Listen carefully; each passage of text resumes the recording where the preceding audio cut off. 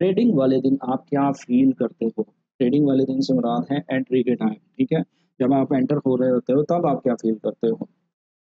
ये again important point है, जब आप ट्रेडिंग चार्ट ओपन करते हैं ट्रेड करने के लिए, उस टाइम अगर आपके माइंड में कोई गुस्सा, गम, परेशानी, दर्द, घर में लड़ाई, कोई भी ऐसा इमोशंस है, अल्लाह ना करे अ, आपके घर में किसी भाई, बहन, बीवी, खाला कुछ भी बड़ा इंसिडेंट हो जाता है। तो कहने का ये मतलब है कि ये जो चीज़ें हैं ना, कि आप एंग्री हो, गम में हो, परेशानी में हो या कोई भी इमोशंस है, जो कि आपको इंटरप्ट करेगा, आपकी तवज्जो को हटा देगा, आपको यानी मसले-मसाइल करेगा, तब आपने उस दिन चार्ट भी नहीं ओपन करना। जिस दिन आपको ये लगे कि इनमें से कोई भी इमोशंस आपके आड़े आ रहा है, आपकी तबीयत भी ठीक नहीं हो सकती, आप डिप्रेस्ड हो सकते हैं, आपको बुखार हो सकता है, सर दर्द हो सकता है या कुछ भी हो सकता है, तो भाई प्लीज़ उस दिन ट्रेड ना करें। आप मर नहीं जाएँगे अगर आप उस दिन ट्रेड नहीं करेंगे तो। सिंपल सी बात है।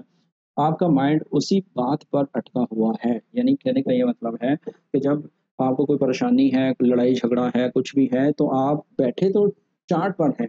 आप चार्ट तो देख रहे हैं अपनी आँखों से, लेकिन आपका माइंड जो है ना, वो चार्ट पर नहीं है। वो है उस परेशानी पर, उस मसले पर, उस चीज़ पर, जिसके चलते हुए आप जो है गलत डिसीज़न करेंगे और आप ट्रेड लूज़ करेंगे, ठीक है?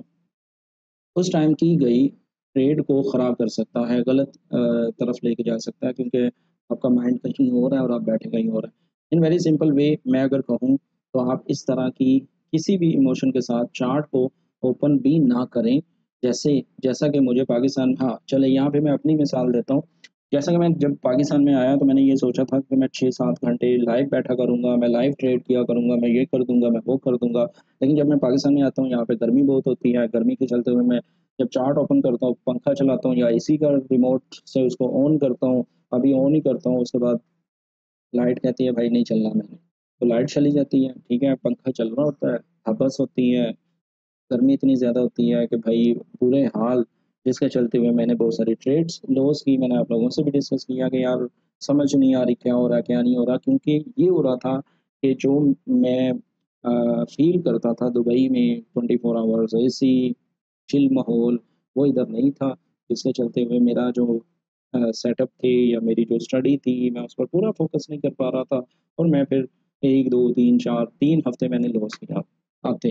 तो फिर मैंने ट्रेड से ब्रेक ली, मैं ट्रेड नहीं करता रहा। भाई मैंने कहा मुझे समझ नहीं आ रही, तो मैं क्यों करूँ? क्योंकि उसके पीछे एटमॉस्फेयर था, उसके पीछे आपका इर्द-गिर्द का माहौल था, ठीक है? जिसके चलते हुए मुझे डिस्टर्बेंस हो रही थी और मैं लॉस कर रहा था। क्लियर है सबको?